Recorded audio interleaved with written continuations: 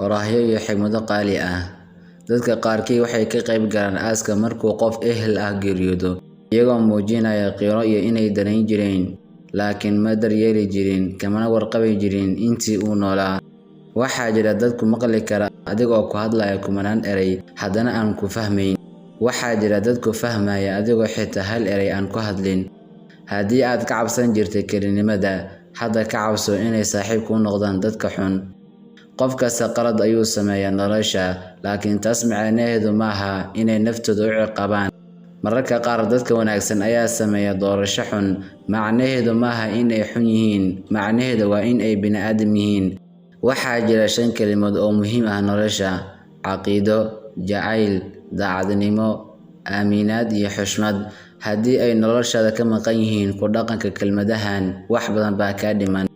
U isticmaal codkaaga naxariis, dhagahaaga wax khayr leh inay maqlaan, gacmahaaga sadaqo, maskaxdaada runta, qalbigaaga jacayl, jirkaaga oo dhan cibaado iyo Alla ka cabsi.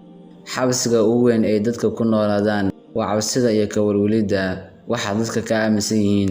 Haddii aad iska hadasho, wax badan waxaad ku celinaysaa wixii aad horay u taqaan oo kaliya, laakiin haddii aad dhagaysato, waxaad baranaysaa wax cusub. Dadka qaarkii waxay garanayaan magacaaga oo kaliya, ma oga qisadaada. Waxay arki karaan dhoola caddayntaada oo kaliya, ma oga xanuunkaada.